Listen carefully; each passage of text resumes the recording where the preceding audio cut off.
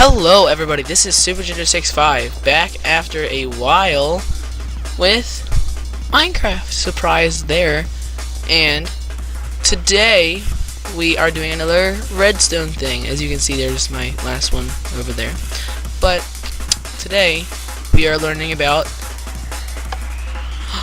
I'll tell you. Yes, today is going to be all about dash summon commands. Yeah, woo. So, I'm in the new snapshot 14W19A, and so this is just going to be a whole long thing about the dash summon command, like NBT tags to go along with it for some like map makers and stuff. And these NBT tags are going to help you create that. You're going to be able to create stuff like this over here, like what I did, like the Ender Dragon message thing in my last redstone video thing. So let's just roll it into it. Okay, and I'm using the Sword of Might over there to kill all the mobs that I'm summoning. So you guys know what that is if you watched my last video. Okay, so basic command, what it does, mob types, data tags. Alright, so basically what this dash summon command does is obviously it summons any mob. I just chose a villager right here. Summon a different villager every time.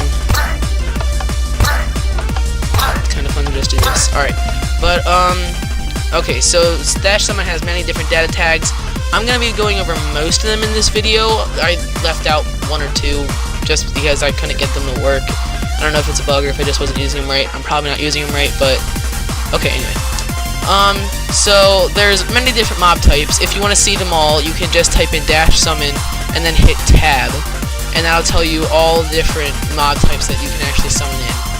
And there's a lot of them, like everywhere from chicken to wither boss to a minecart spawner to a painting to an ender crystal to a firework rocket to a minecart command block. So lots of, like, basically every entity possible.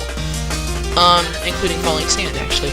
Alright, so that's all it does. And tildes, what those are they're just these little dashy things. Basically what they do in commands, if you guys don't know, I'm sure most of you do, but for the people that don't know what that does, is it summons it relative to the actual command block itself. So it's summoning a villager one block to the right. That's how this is set up. So, and it's going to be different however you have the command block facing. So this one isn't always one block to the right, just to let you know. Okay, so the probably most basic command, like the data tag, is CustomName, where you can name them. I named him Kyle. Hi, Kyle. Yeah, his name's Kyle. And the way I do that is I just summon any mob. I just chose another villager again. Any coordinate that you want.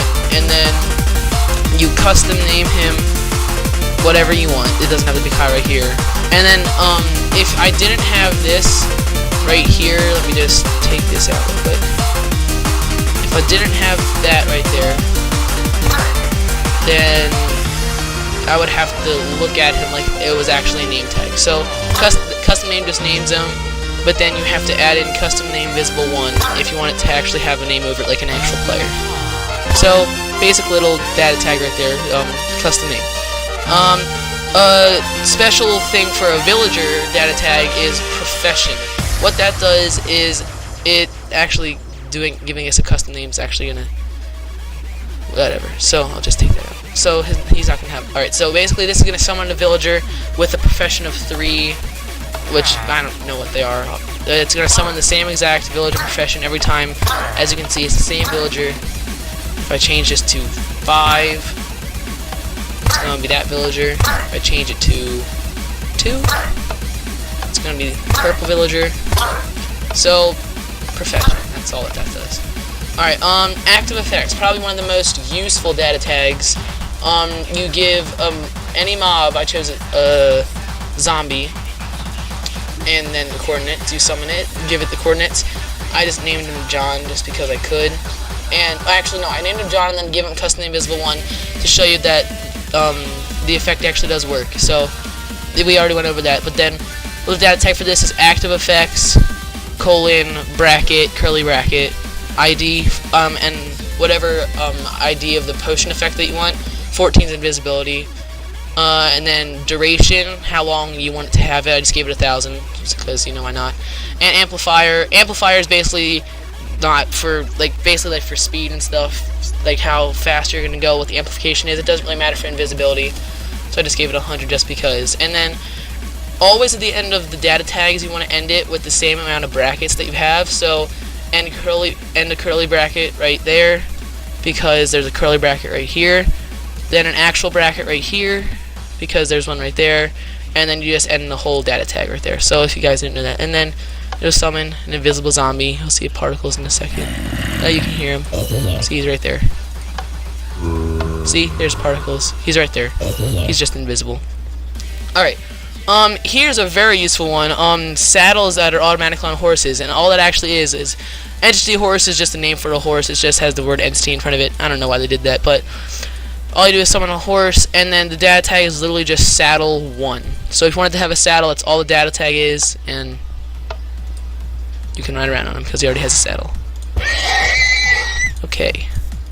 Yeah. So, and you can also auto tame the horses, and all you do is do tame 1B. You put the B there just because it's coding, and then he's tamed already. You can go into his inventory and stuff because he's already tamed. So, yeah. And you can use this there's also types of horses that you can, there's different colors of horses. That means they're different types. You can use this saddles automatically on horses to make I summon an EntityHorse right here. Oh, I did not mean to do that. Let me fix that right now. Okay, all I need to do is, they were basically the same command, so thank goodness for that. I need a button. Alright, now that that's over with. Alright, so basically all this does is it tames the horse, saddles the horse, and type 4, which is skeleton horse. I need to make that -1. Just skeleton horse. You can't, I don't think you can ride a skeleton horse any other way. I'm not positive, but you can ride him now because he has a saddle on and everything. It's pretty cool. And you can do the same. That is a cool little noise. You can do the same for zombie horse. So it's pretty cool. Stuff that you can't do normally. It's pretty cool. Okay, on to the next. FallingSand. FallingSand is pretty fun to mess around with. You can do lots of different things. I once made a Connect 4 game just because with FallingSand. And basically what it is, if you just summon FallingSand, this is all it does. Just blips. So some people who don't know data tags literally can do nothing with this FallingSand. Now this actually makes FallingSand fall, and all it really does is you just give it the data tag time. And then what this 10 is it's just the amount of, I think, seconds. It's seconds, ticks, I forget. It's either like seconds, ticks, or blocks or something, but it's the amount of time that it can fall. Like, since this doesn't have time, this is just the amount of time that an entity, like the FallingSand, will fall.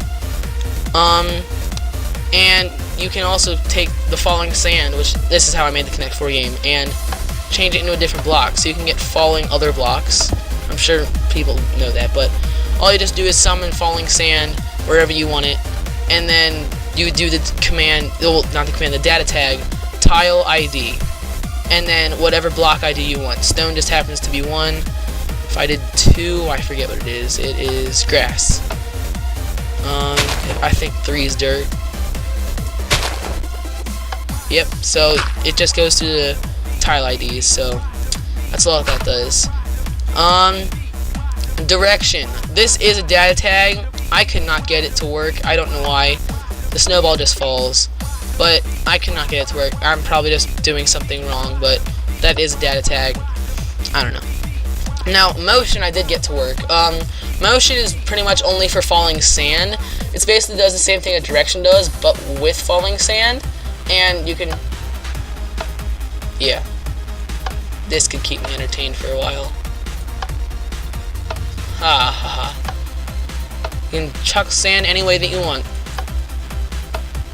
It's pretty fun. And if you guys are wondering, the reason that it's not landing on the same block every time is because this is where it lands if there's nothing in the way. So this is where it originally landed.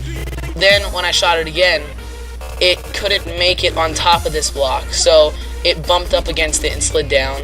Then these other two could make it on top of it, and then these are just going on, and they'll just keep moving forward and moving forward. So that's that.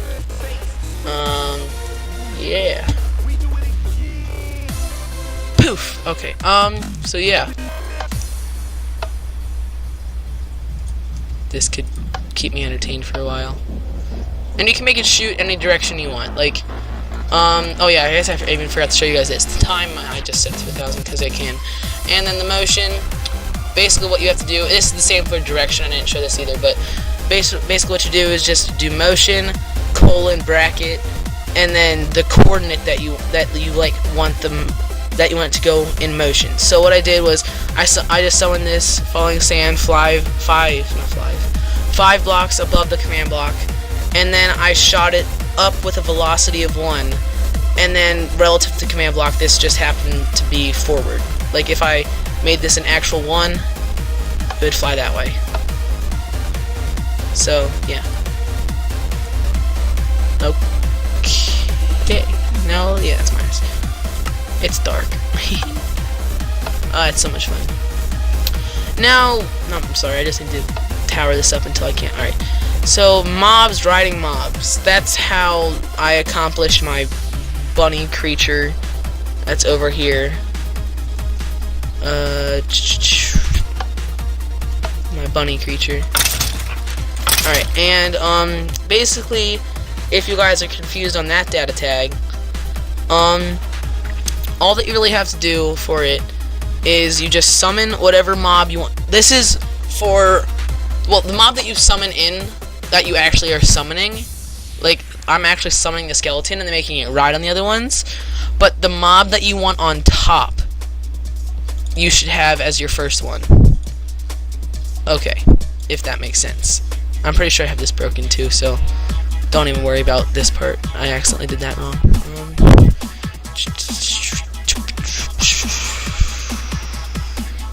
Okay.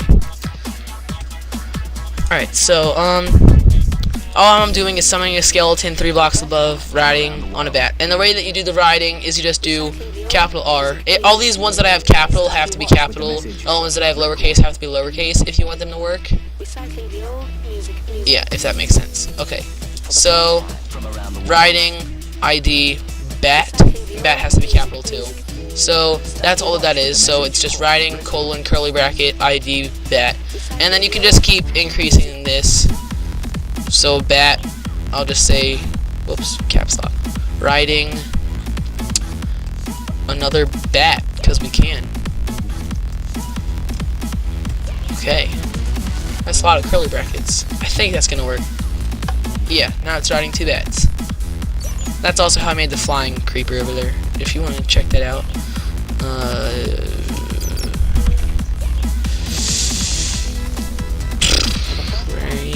Okay. Yeah. Alright, and that's how you make mobs ride other mobs. And also, for the skeleton, if you want to add attributes to it, like if you want to name it, custom name Rob, and then custom name Visible 1. If you wanted to name then the bats that he's riding on, all you do is you just go for, like, right here by this bat, just put a comma, custom. It has to be inside this. If you don't have another riding command, then at the end of the bracket where you just have ID bat and then end of the bracket, you just want to put it inside of it. So custom name Karl, and then custom name visible 1. And I'm not going to name the other bat because I'm lazy. Alright, that's a big command.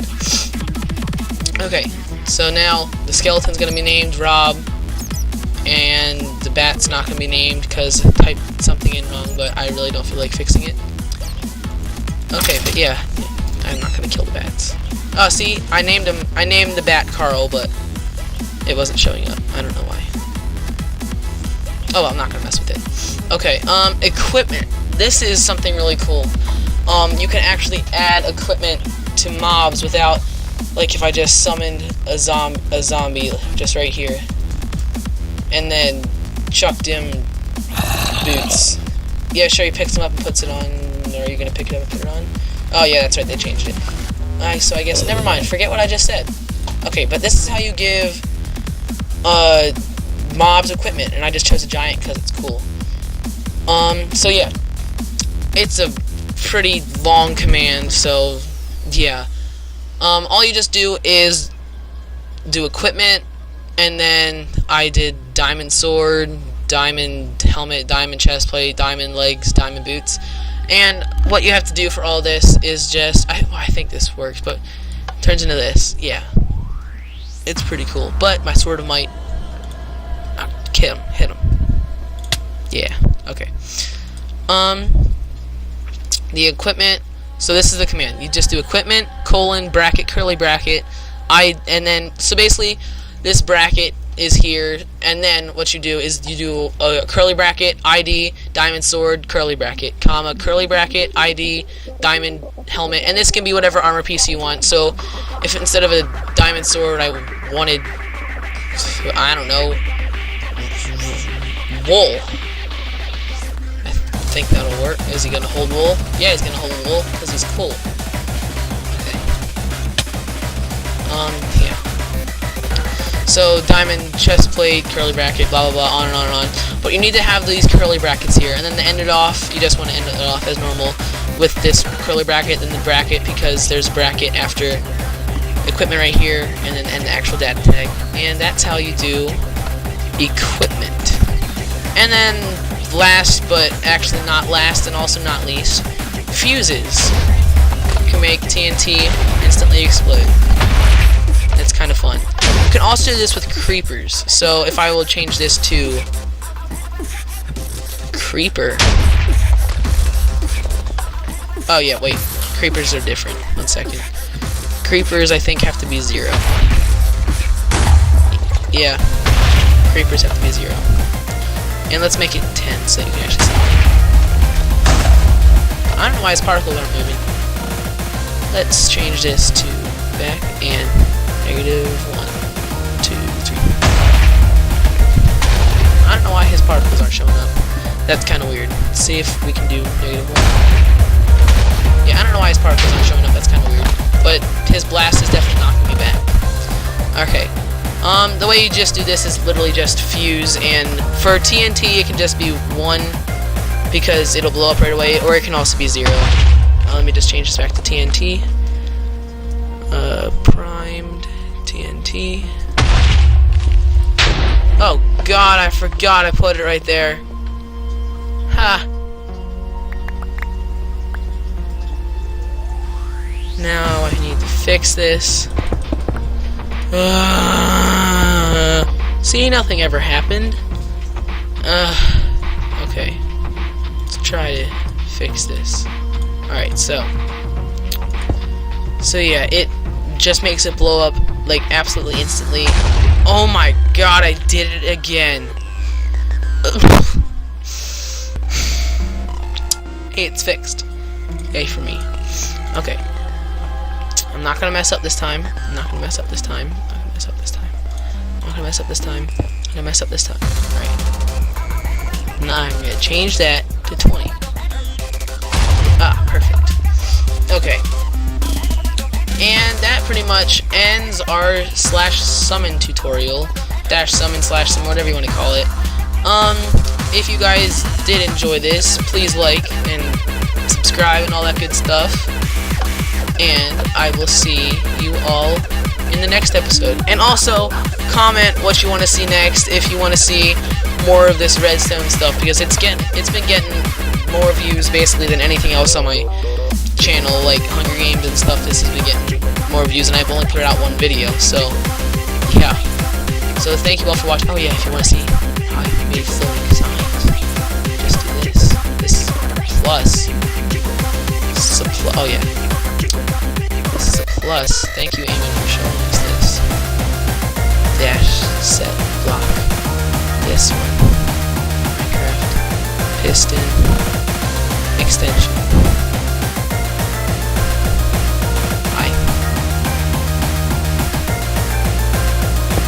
No need for barrier blocks because you can't walk through barrier blocks. You can walk through this all day. All day. Because with barrier blocks, can't walk through these nasty buggers. No siree. Just can't walk through them. These, whatever. Alright, thanks for watching. Bye!